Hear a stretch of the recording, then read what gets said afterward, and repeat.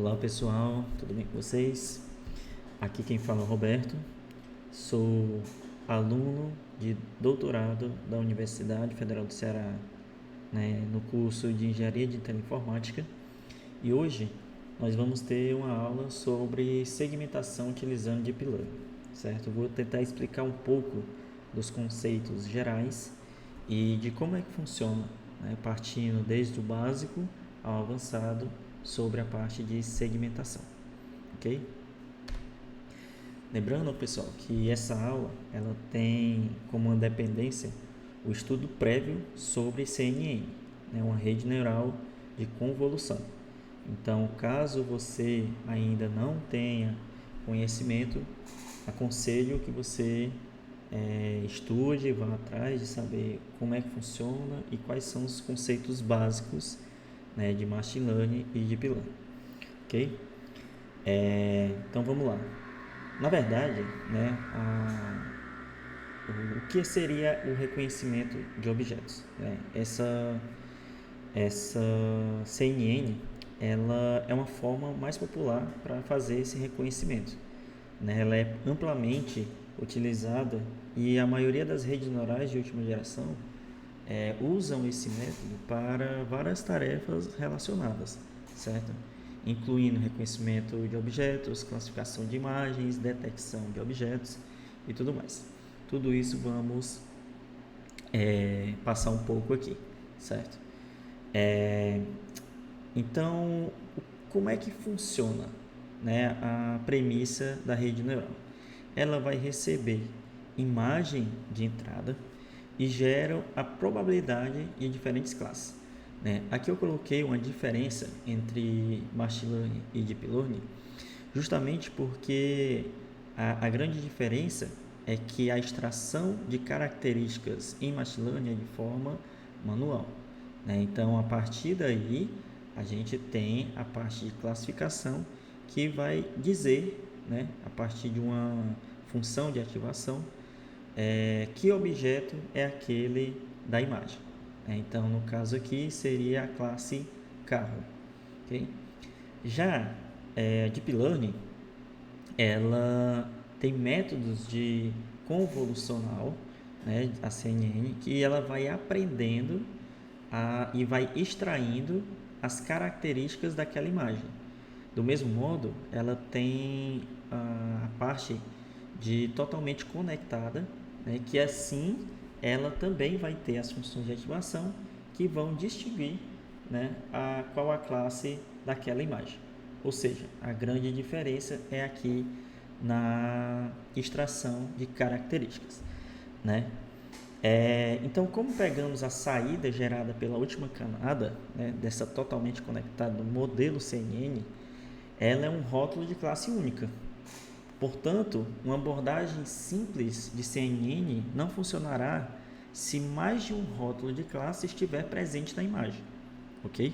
Porque ela vai distinguir e vai ativar apenas uma classe por vez, Então, e outra coisa, se a gente quiser localizar a presença de um objeto em uma caixa delimitadora, mostrar onde é que está o objeto, Então, a gente precisa ter uma abordagem diferente que não apenas faça a rotulação de classe, mas também a localização daquele objeto na imagem, ok?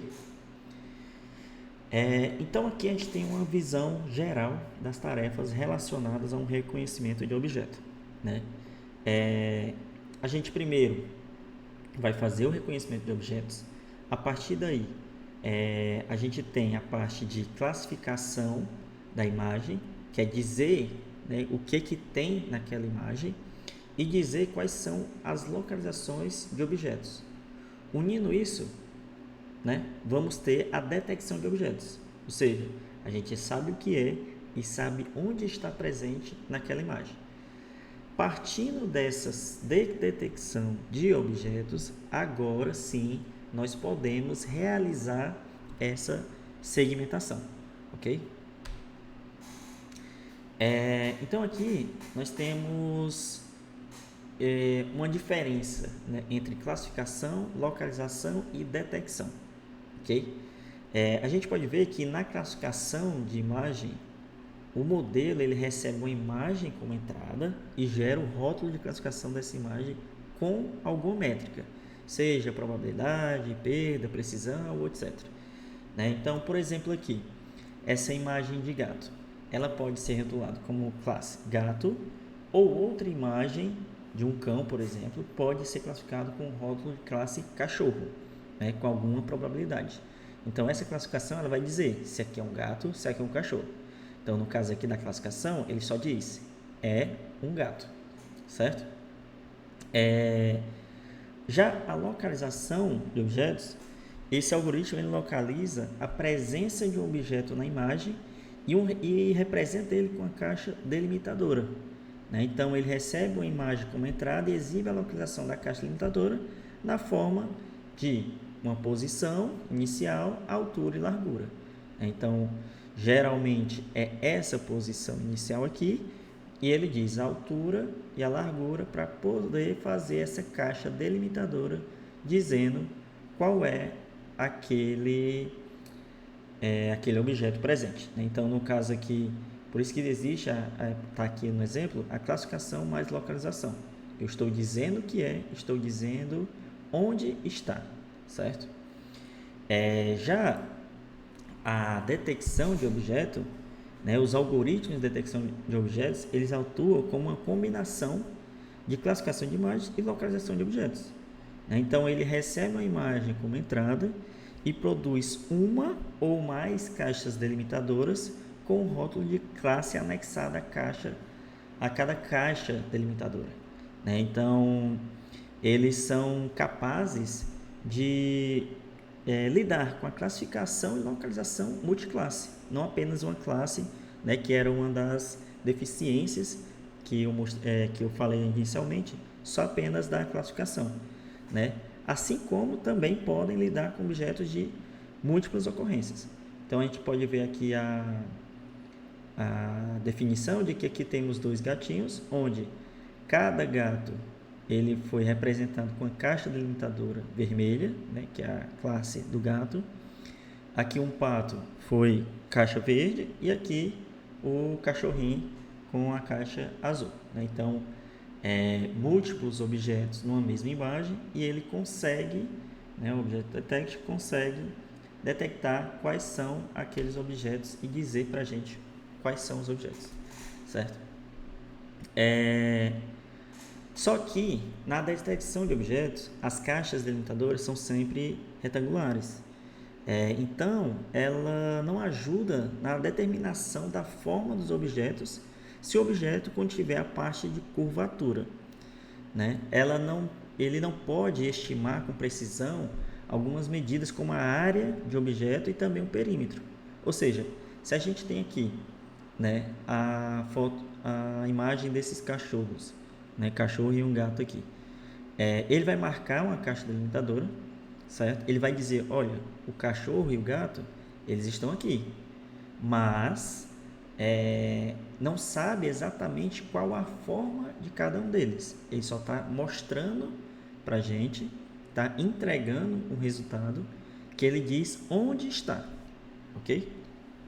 Já a segmentação, né, de imagem, no caso aqui é um exemplo de segmentação de distância, que a gente vai chegar lá nas definições, ela é uma extensão da detecção de objetos, na qual marcamos a presença de um objeto por meio de máscaras pixel a pixel, né, que vai ser gerada para cada objeto da imagem.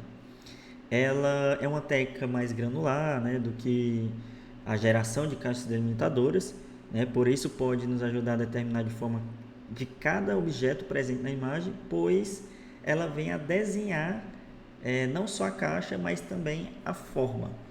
Né? Ela consegue ajudar a descobrir os pixels que estão no formato de cada objeto, distinguindo cada objeto. Né? Então, essa granularidade ela ajuda em vários campos, né? Como processamento de imagens médicas, imagens satélites, robótica, e, enfim. Vamos ver também alguns exemplos aqui. Okay? Pois bem, Mas o que seria a segmentação de imagem, né?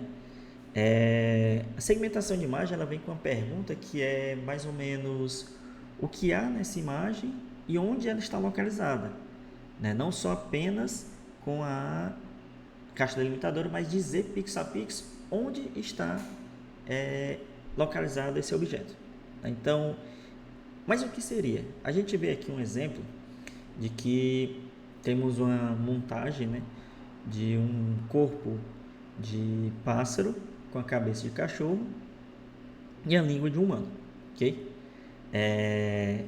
Bem, aqui, na verdade, a palma de um humano, né? Então, aqui o que é que acontece? Aqui é um exemplo para poder ter a diferença de qual parte a rede ela detectaria como uma segmentação e diria, olha, essa parte aqui é do cachorro, essa parte aqui é do pássaro, essa parte aqui é do humano, né? Então, a segmentação de imagem ela é um processo de dividir uma imagem em vários segmentos, né? Cada segmento ela é chamado de superpixel. E cada superpixel pode representar uma entidade comum, assim como um superpixel para a cabeça de um cachorro na figura, ok? A segmentação ela também cria uma representação da imagem mais fácil de entender e analisar conforme mostrado esse exemplo aqui, porque ele está dizendo onde acaba a cabeça do cachorro, ele está tentando mostrar onde está o corpo do pássaro e onde está alguma parte da pessoa, certo? Porém, a segmentação ela é um processo computacionalmente falando muito caro, porque precisamos classificar pixel a pixel para dizer de onde aquele pixel ele pertence, de qual classe aquele pixel ele pertence, né? Então, as redes neurais elas são a maneira mais eficaz de compreender essas imagens, mas há um problema nas redes convolucionais para segmentação de imagens que vamos ver posteriormente, né? Nem tudo são flores, então tem uma desvantagem, né? Tem uma complexidade aqui que vamos ter que resolver para utilizar CNN para essa função de segmentação de imagem, ok? Então, qual seria algumas aplicações da segmentação, né, utilizando CNN? A primeira delas que eu listei aqui seria os veículos autônomos, né? Por que veículos autônomos? Porque, na verdade, é muito importante, né, a gente poder saber quantas pessoas existem na via, quais são os objetos que existem na via, se é um poste, se é uma árvore, se é um outro caminhão, um outro carro, se é um semáforo, se é uma estrutura de um prédio, né, se é uma faixa de pedestre. Então, é importante saber que, uma vez que a gente tenha carros autônomos 100% validados e que esses carros eles estejam em via, a gente diminui a porcentagem de homicídio de uma forma drástica, né? Já que rotineiramente, diariamente, temos milhões de acidentes, né, em todo o mundo, né, relacionado a carro e principalmente a morte de pessoas com esse tipo de ocasião, certo? Então, a gente avaliando o contexto geral da cena e entregando isso de forma rápida, eficaz e precisa para o carro, né, utilizando a rede neural, ele consegue calcular as distâncias entre cada objeto, né, vinculado, claro, diferentes algoritmos. Pode ser calculada a distância, então vai mandar frear se for uma pessoa, um carro, algum objeto que esteja na frente, né? Então é assim que ele consegue identificar todos os objetos e como percorrer aquela via ali de forma autônoma, ok? Outra aplicação bastante importante aqui seria as imagens médicas, né? A segmentação de imagens médicas, que tem como objetivo estudar a estrutura anatômica, identificar a região de interesse, ou seja, localizar tumor, lesão e outras anormalidades que venham a ter nesse exame, medir o volume do tecido para medir o crescimento de um tumor, por exemplo, né? E também diminuir o tamanho do tumor com tratamento, enfim. Ajudar no planejamento do tratamento antes da radioterapia ou no cálculo de dose da radiação, né? Então, vamos ver aqui que a aplicação para identificar quais são os órgãos, o tumor, alguma hemorragia, né, na parte do cérebro, parte disso é muito importante, né? Calcular esse volume de cada órgão é muito importante, né? Então, a segmentação automática de imagens médicas, ela é uma tarefa difícil, pois as imagens médicas elas não são de uma natureza tão simples, ela é uma natureza complexa, né? E apresentam as características muito linear. O que seriam essas características muito linear?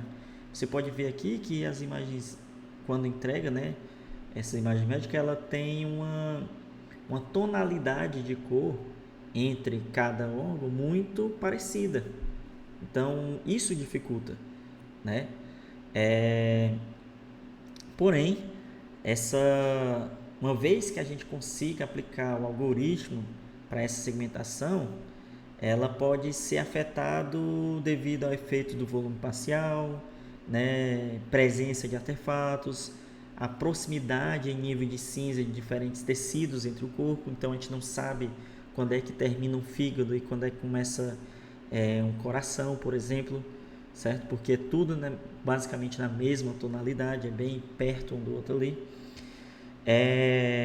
Então essa é a grande complexidade, ok? Mas o uso de redes convolucionais, ela aumenta o desempenho dessa análise, tá entendendo? Principalmente em imagens de radiologias, né? E além de reduzir também o tempo necessário para fazer esse teste diagnóstico, ok? Então vamos lá para a representação da tarefa, né? A representação do que é uma segmentação, ok? A gente tem aqui diferentes classes, ok? Que é a pessoa, a bolsa, planta ou a grama, ali, calçada e uns edifícios ou estruturas que foram divididas. Então temos 5 classes, né? O objetivo aqui é obter uma imagem colorida, RGB, né? Ou uma imagem em tons de cinza, e gerar um mapa de segmentação onde cada pixel contém um rótulo de classe representado como um número inteiro, ok? Esse aqui seria o mapa, né? Mas a gente vai quebrar um pouco isso para fazer um entendimento melhor do que seria essas labels aqui. Mas para uma maior clareza visual, né? Essa rotulação do mapa de previsão, ela é de baixa resolução, porque na verdade essa definição de classe aqui, ela teria que ser pixel a pixel para cada classe aqui, para cada região da imagem, ok? Pois bem, semelhante à forma como tratamos valores categóricos padrão, né? Vamos ter que criar o alvo codificando rótulo de cada classe, né? Criando canais de saída para cada uma das classes possíveis. Ou seja, uma vez que a gente tenha máscaras, né, pode-se dizer, de cada classe com regiões onde a gente pode ver aqui, para a classe pessoa, apenas essa região está com 1 e todo o resto está com 0. Para a classe da bolsa, aqui é a mesma coisa, e assim por diante. Então, para cada classe é criado esse mapa de convolução que vai ser repassado por cima da imagem, né? Então, a previsão ela pode ser recolhida em um mapa de segmentação, né? Tornando-se o valor de argumento máximo de cada vetor de pixel em profundidade. Então, toda vida que esse mapa, cada mapa desse, for feito uma convolução sobre a imagem, né? Então, nas regiões que tem 1, ele vai pegar o valor máximo e vai dizer, olha, aqui é uma pessoa. Já nas regiões em zero, a multiplicação entre o pixel da imagem e o mapa de convolução, ele vai zerar. Então, ele não vai separar essa segmentação, certo? Essa parte. Então, aqui a gente pode inspecionar facilmente o alvo sobrepondo-se à observação. Né? Então, quando sobrepomos um único canal do nosso alvo, ou previsão, nos referimos a isso como uma máscara que ilumina as regiões de uma imagem onde a classe específica está presente. Certo? Então, vocês precisam ter em mente sempre isso. Toda vida que a gente tiver várias classes, a gente vai ter que ter um mapa de resolução, né? um canal de resolução para aquela classe, para ele conseguir separar, distinguir isso aí dentro da imagem na hora da convolução em si, certo? Mas como é que a gente pode utilizar, né, as redes convolucionais para segmentação? Por exemplo, essa distinção aqui, né, ela é uma representação basicamente da FCN, né, que vamos falar, mas ela é uma observação, né, uma abordagem ingênua que pode se pensar, né, que é para construir a arquitetura da rede neural, simplesmente empilhar série de blocos de convolução em todas as camadas, né, com o mesmo preenchimento para preservar as dimensões e gerar um mapa de segmentação final, como foi feito no exemplo passado, né? Só que isso aprende diretamente o mapeamento de imagem de entrada para a segmentação correspondente através da transformação sucessiva de mapeamento de recursos. Porém, né, essa abordagem, né, de fazer as convoluções da mesma dimensão que a imagem, uma atrás da outra, criando esse bloco de mapas e fazendo argmax aqui para separar os pixels, ele é de forma bastante pesado, né?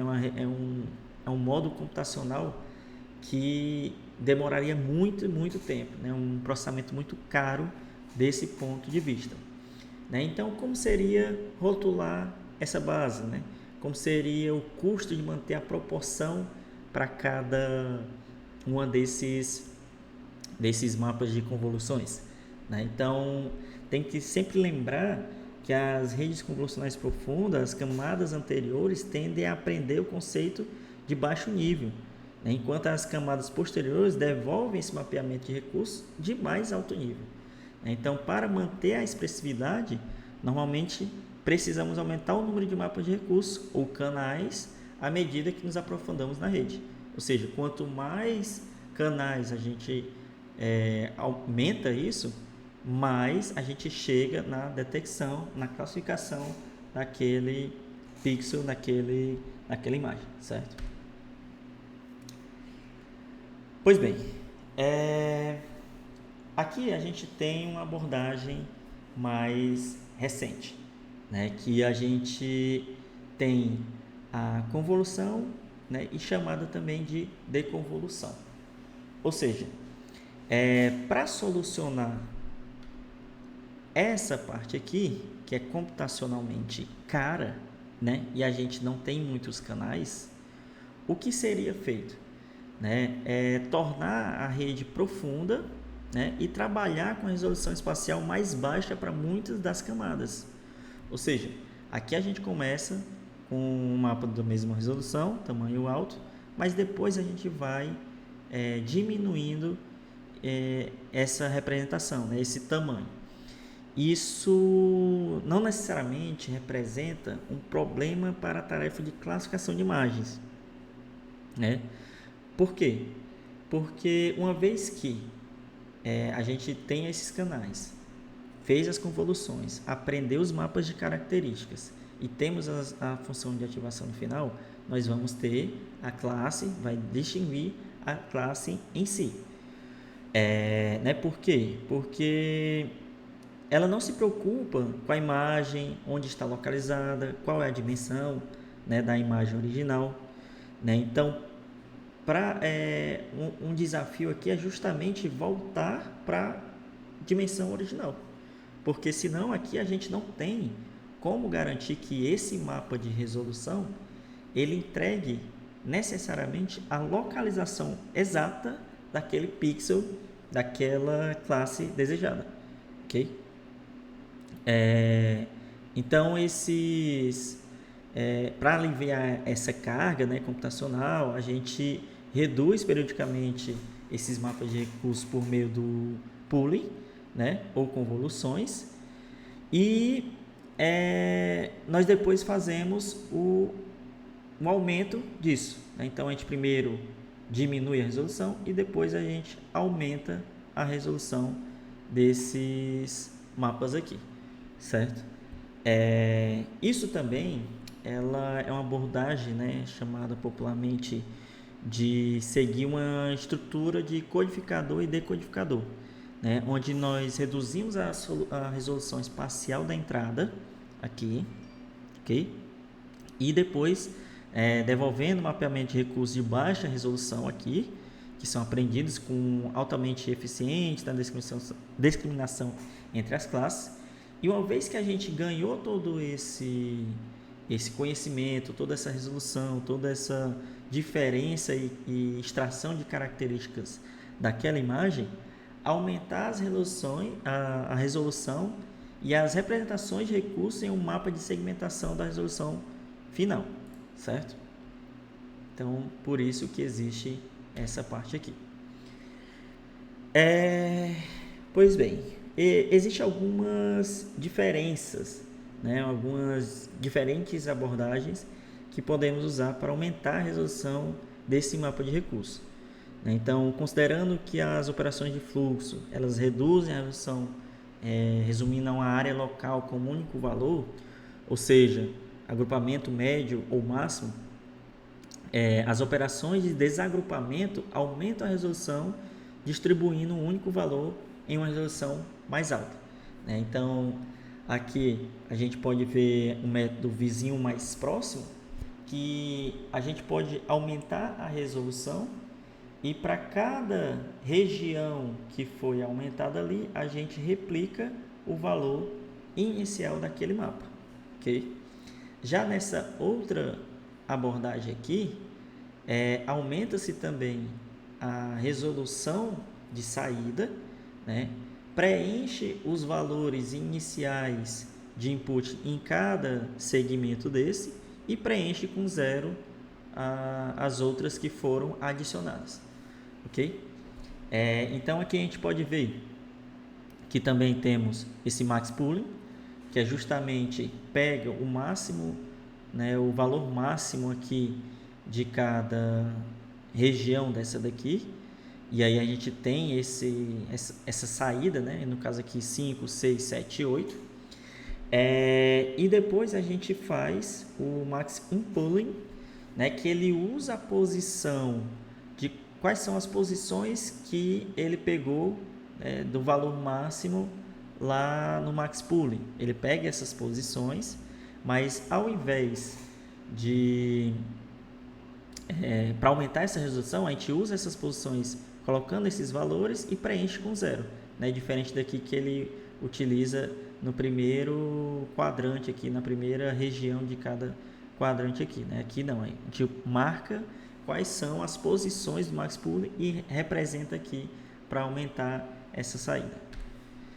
Mas de todas essas, a melhor resolução, né, para aumentar esse mapa de recursos, ela se chama convolução transposta, né?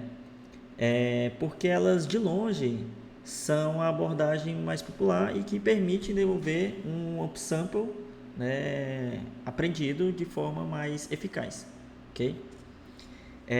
Então vamos lá. Enquanto uma operação de convolução típica, ela pegará o produto escalar dos valores atualmente na visualização do filtro e produzirá um único valor para a posição de saída correspondente, né? Então vai fazer essa multiplicação aí. Uma convolução de transposição ou convolução transposta, ela faz essencialmente o oposto, né? Então, para uma convolução transposta, nós tomamos um único valor do mapa de recurso de baixa resolução e multiplicamos todos os pesos em nossos filtros por este valor, né? Então, projetando esses valores ponderados no mapa de recurso de saída, ok? Então, temos que ter em vista que para tamanhos de filtros que produzem uma sobreposição no mapa de recurso de saída, a gente tem que somá-los. Então, nessa sobreposição aqui, nessa região aqui, nós vamos ter que somar essas saídas, ok? Mas isso, infelizmente, tende a produzir um artefato quadriculado na saída. Então, toda vez que sobrepor isso, vai dar esse quadriculado na saída. Então, é sempre bom garantir que o tamanho do filtro ele não produza nenhuma sobreposição, né? Então, ele seja perfeito ali para não causar nenhuma sobreposição, porque senão vai causar um quadriculamento, certo? Agora, e também a característica do stride, né, que ele fornece a razão entre o movimento na saída e na entrada, para saber aqui se vai causar ou não isso daqui. Beleza? Então, vamos lá.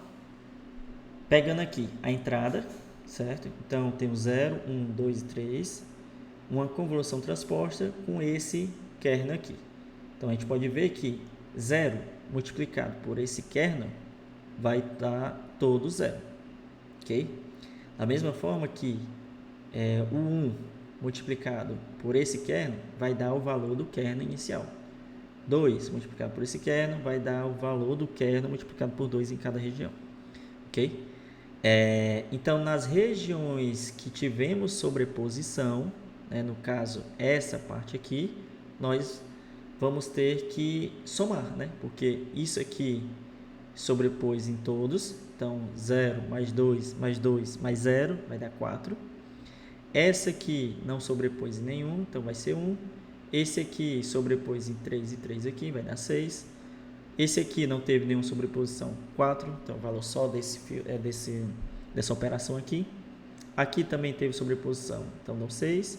E aqui no final não teve nenhuma sobreposição, deu 9.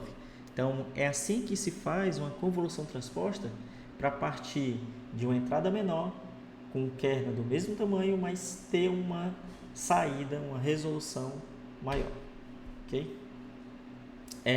Então, vamos aqui agora para algumas redes famosas, né, na parte de segmentação, que é a rede totalmente convolucional, FCN, né, que ela aprende um mapeamento de pixel para pixels sem extrair a proposta de região, né? Temos que ver que o pipeline dessa FCN ela é uma extensão, na verdade, né, da CNN clássica.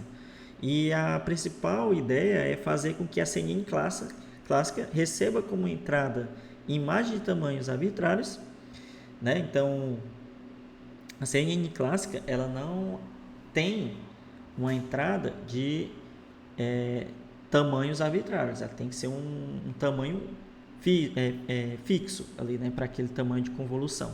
Mas já a FCN não, a FCN ela muda isso, fazendo com que qualquer tamanho de kernel, né, de filtro, que ela seja capaz de entregar esses tamanhos, né, que é justamente a limitação da CNN.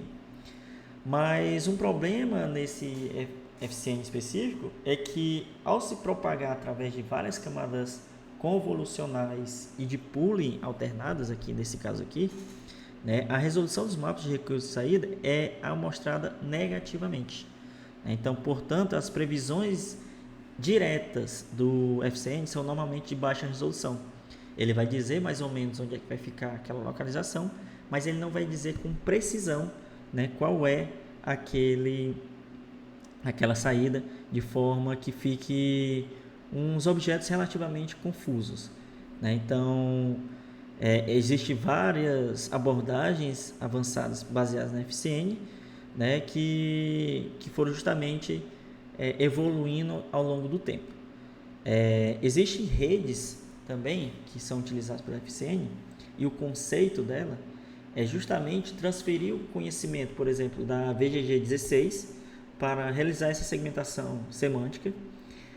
Outra coisa, as camadas totalmente conectadas do VGG 16, elas são convertidas em camadas totalmente convolucionais, utilizando a convolução 1 para 1, né? Que esse processo ele produz um mapa de calor de presença de classe em baixa resolução. E o upsample, né, que é para aumentar essa resolução desses mapas de características semânticas de baixa resolução, ela é feita usando convoluções transpostas, né? Então, essa é a característica de como ele vai fazendo a convolução e o max pooling aqui, e depois ele retorna para a posição inicial, tendo esse resultado de segmentação. Ok? Então vamos lá. A outra rede seria a UNET, né? Que é uma arquitetura de segmentação semântica, né, geral, que pode ser amplamente considerada como uma rede codificadora seguida por uma rede decodificadora. Então a gente pode ver aqui que essas setinhas azuis, elas representam a convolução 3x3 utilizando a função de ativação ReLU, né? Aqui as setas vermelhas são o max pool 2x2, então a gente está diminuindo essa resolução aqui em 2 vezes, ok? Então cada vez que é feito aqui ela vai diminuindo a resolução. O verde é o up, né? Vai ficar retornando a resolução inicial, e aqui é a convolução 1 para 1. Lembrando que nessa parte do up, né, da convolução upsample, a gente copia, né, essas regiões para fazer justamente a parte transposta. Então, a gente tem o codificador, parte esquerda, né, e o decodificador, certo? Essa parte do codificador, ela geralmente é uma rede de classificação pré-treinada. Então, por exemplo, a VGG, ResNet, né, por uma rede decodificadora. A tarefa do decodificador é justamente projetar semanticamente os recursos discriminativos, né, ou seja, de resolução mais baixa que aprendidos pelo codificador, no espaço de pixel a pixel para classificar essa densidade e fazer essa segmentação, certo? Mas na parte de utilizando o CNN para fazer as segmentações, nós temos alguns tipos de segmentações, né, que seria a segmentação distância, segmentação semântica, segmentação panóptica, certo? A segmentação de instâncias, ela tem poucas classes, certo? Então aqui são apenas pessoas e múltiplos objetos, né, regiões contendo os objetos, ou seja, entre as pessoas ela vai separar quem é quem, né? Então essa aqui é uma pessoa, marca de uma cor, essa aqui é outra pessoa, marca de cor, então ela está separando entre a própria classe ali, no caso a própria pessoa, né? Já a segmentação semântica, ela vai pegar todo o cenário, então ela considera as árvores, o gramado, o céu e tudo mais, e as pessoas aqui pode ver que ela está de uma única cor, né? Então ela só vai dizer, olha, isso aqui são pessoas, e vai colocar de forma em vermelho, né? As outras classes do cenário ela vai marcar de outras cores, né? Então aqui nós temos todas as classes, pixels contendo as classes e sem diferenciação de distância. Não temos a diferenciação aqui entre as pessoas, ok? Já a panóptica, ela meio que junta isso. Ela tem múltiplos objetos de todas as classes e os pixels das regiões contendo os objetos. Ou seja, ela sabe qual é o cenário em si, e entre as pessoas ela também vai criar rótulos, né? Vai criar IDs para cada um desses aqui, para dizer e separar entre cada um. Pois bem, a segmentação semântica, ela é uma técnica que nos permite associar cada pixel de uma imagem digital a um rótulo de classe. Então, como árvores, placas, pedestre, cachorro, animal, pessoa, enfim. O cenário completo, né? Pois ela envolve essa diferenciação entre objetos de uma imagem.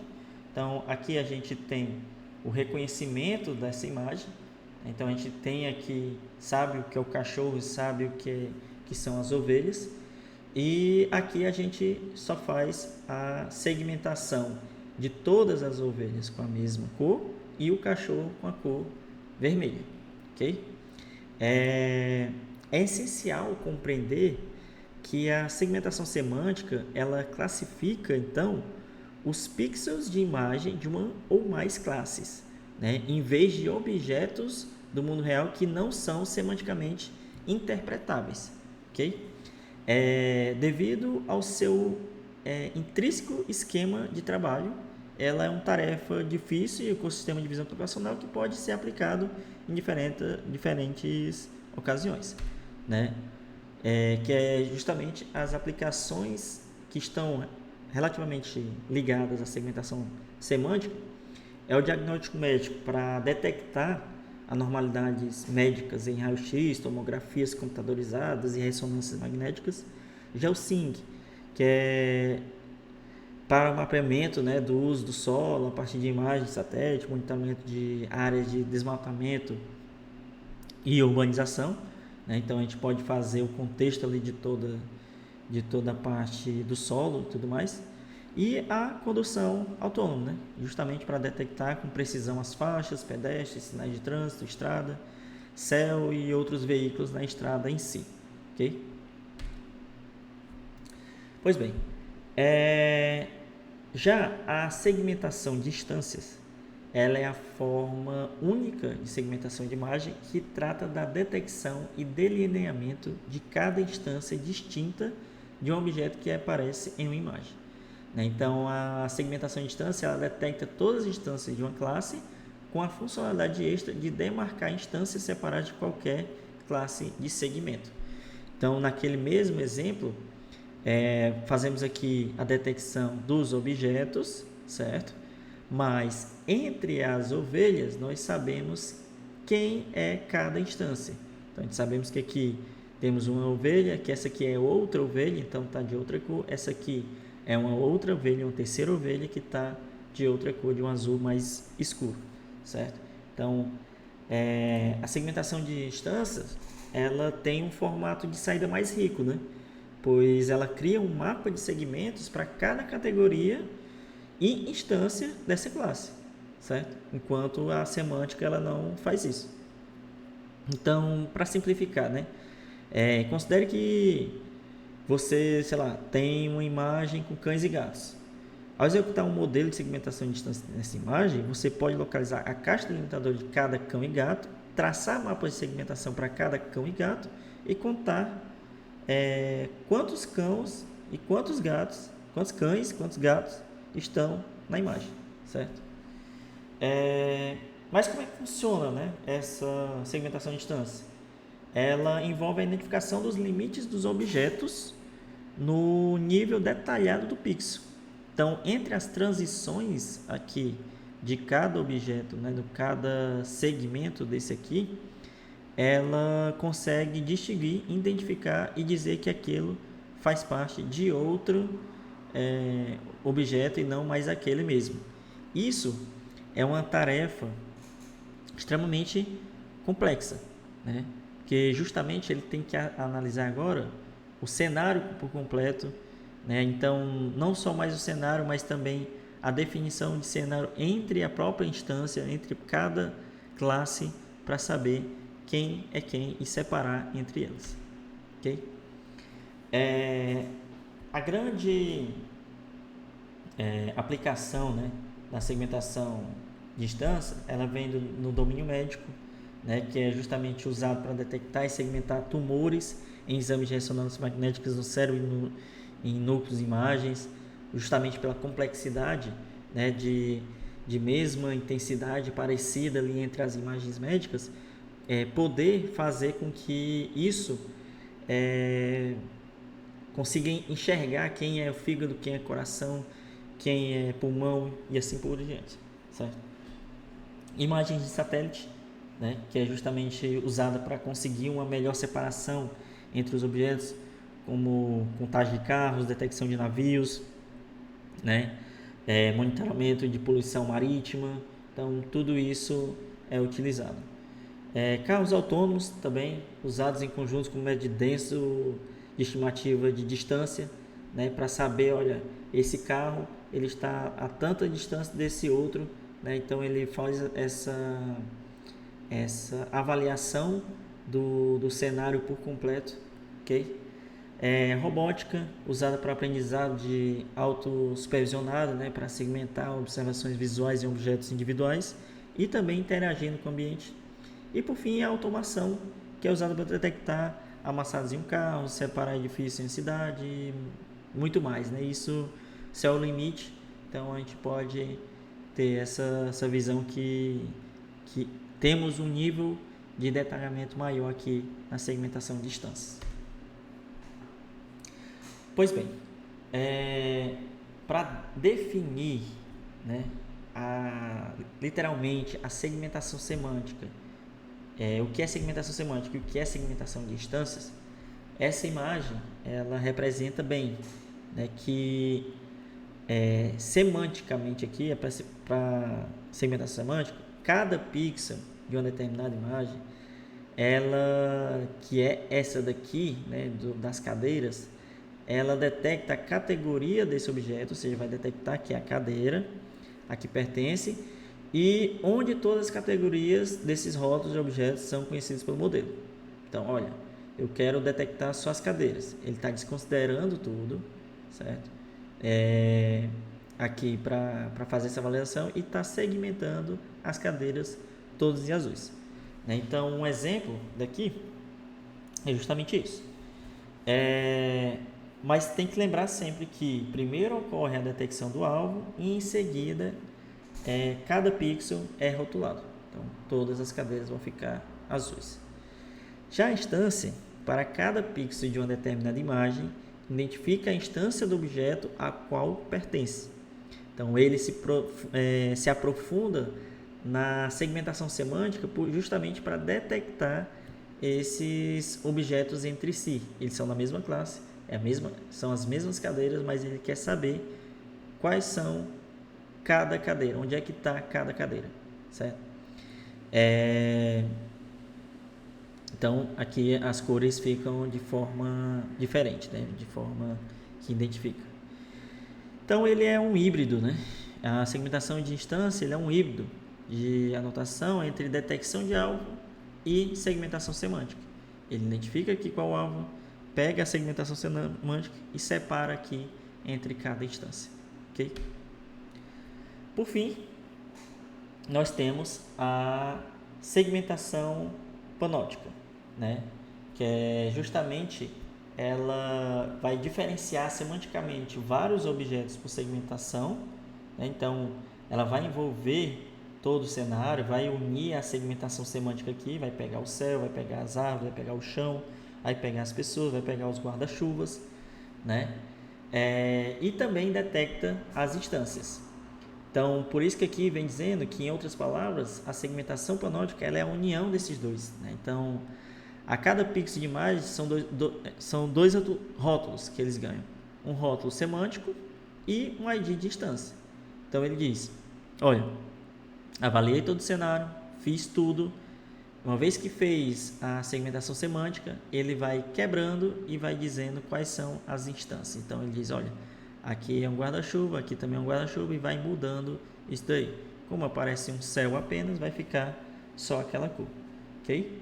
Então, a panóptica está ganhando força nos últimos anos e desde 2018 os cientistas vêm trabalhando com essas possibilidades, mas lembrando que cada vez que essa granularidade, essa especificidade, né, de detectar cada objeto dentro do cenário completo, isso sempre vai aumentar a complexidade e o poder computacional daquela aplicação, certo? Então, aqui vamos agora praticar, né, e mostrar um pouco de um exemplo que é feito a segmentação semântica utilizando FCM.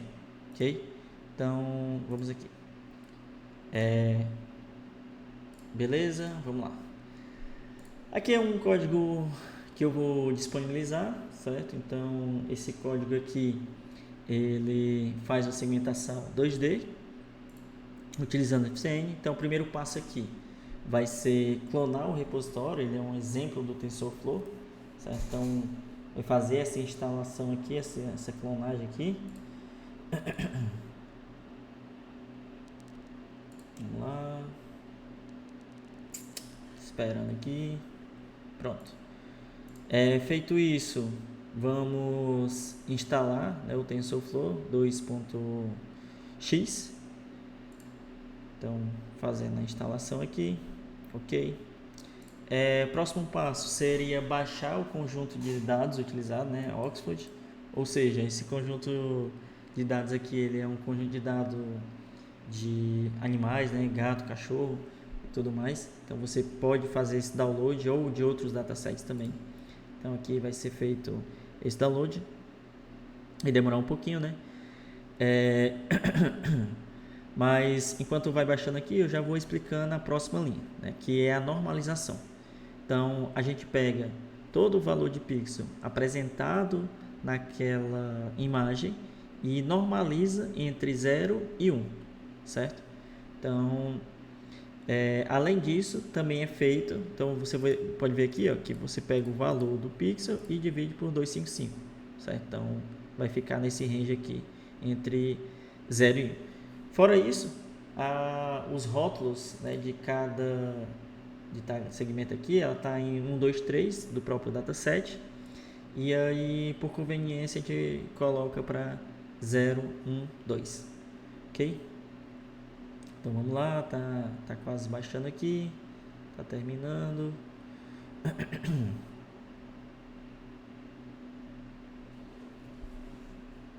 Pronto, finalizou. Vamos agora normalizar. Feita a normalização, algo rápido. Vamos chamar a opção justamente para fazer o carregamento dessas imagens para treino, ok? De forma aleatória, claro, né? Aqui vamos carregar também a função para fazer o load de imagens de teste. Então esse conjunto de dados ele já contém as divisões necessárias de teste e treinamento, né? Então, portanto, vamos continuar usando a mesma divisão. Utilizando o batch size de 64. Então vamos aqui executar os próximos passos. Então vamos lá. Aqui é só para dar uma olhada em como é que está vindo a máscara. Pronto. Aqui a gente tem a imagem de entrada desse gatinho aqui. E aqui seria a máscara que o dataset disponibiliza para a gente fazer essa segmentação aqui, ok? É utilizado como modelo a UNet, né? Então tem o codificador e o decodificador da mesma forma. Então vamos lá pegar aqui os canais, né? 3 canais. Aqui é justamente o codificador, ele será um modelo MobileNet V2. Vocês podem utilizar outros modelos, né? Como eu mencionei, a VGG16, ela funciona muito bem também. Então, pode ser utilizado aqui. E o decodificador é simplesmente uma série de blocos de observable implementados no exemplo do TensorFlow. Então, aqui são os blocos que vamos fazer as deconvoluções, né, justamente para voltar ao tamanho inicial.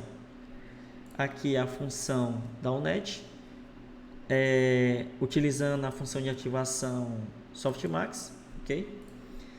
Lembrando, pessoal, que o código em si aqui, a ideia não é passar por cada ponto, mas vocês podem ver que cada parte do código ela está comentada, certo?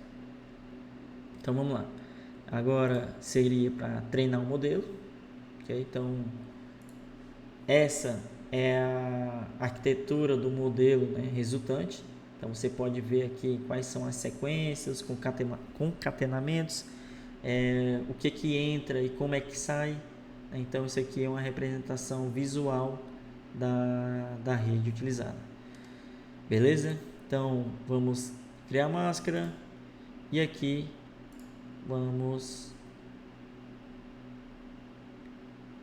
demorar um pouquinho. Pronto. Que ele vai começar a mostrar as previsões, certo? Aqui seria o predict que saiu, beleza? Então vamos lá. Isso aqui vai ser escolhido 20 épocas, ok?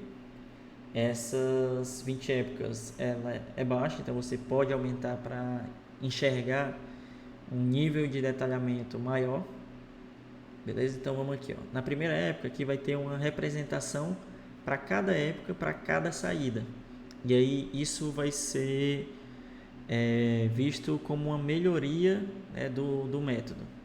Então vamos esperar um pouquinho, vamos ver aqui, olha, tá aqui.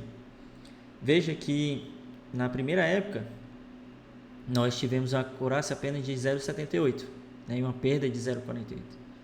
Bom, à medida que vai passando as épocas, o modelo ele vai ganhando aprendizado e justamente modelando e ativando cada pixel da imagem de forma correta, certo? Então, isso aqui é justamente para conseguir visualizar essa melhoria entre cada época e visualizando também que tanto a acurácia vai aumentando quanto a perca ela vai diminuindo. Então, vamos esperar mais um pouquinho aqui. Olha só.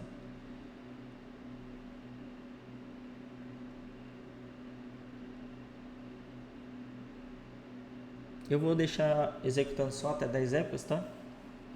Então, vamos lá.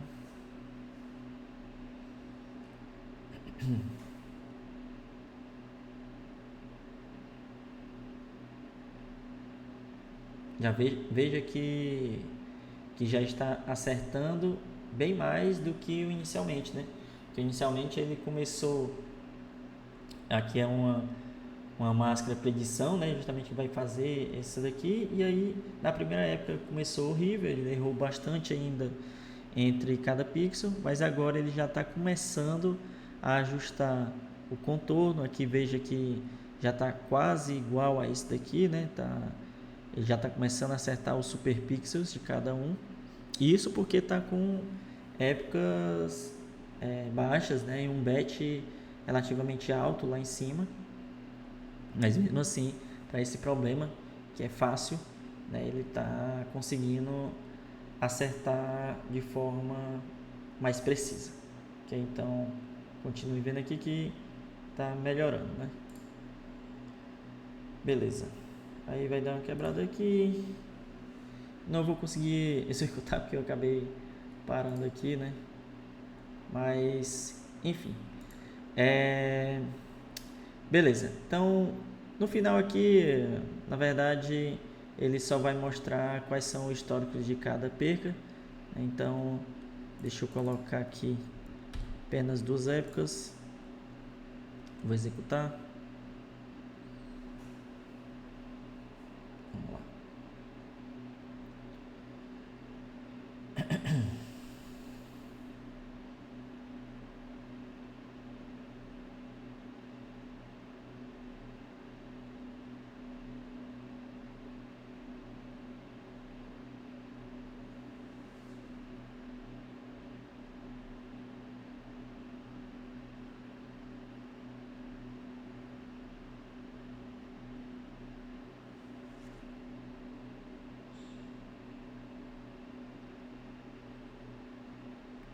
Pronto, finalizou. Vamos agora para cá. A gente pode ver como o número de épocas foi pouco, né? Então a gente vem aqui o grupo de validações e algumas predições, né? como foram poucas ali o modelo, pouca época, não deu para aprender muita coisa, então ele está errando bastante aqui, certo? Mas isso fica para a tarefa de casa de vocês, modificando os parâmetros, testando novas quantidade de épocas, de batch, para vocês visualizarem essa mudança e essa segmentação ficando bem mais precisa, chegando a bem perto aqui do ground truth, certo? Então é isso, pessoal. Agradeço pela paciência, por ter assistido até aqui. E no mais, seguiremos na próxima aula para a segmentação utilizando Deep Learning para o ambiente 3D. Ok? Valeu, obrigado, até mais.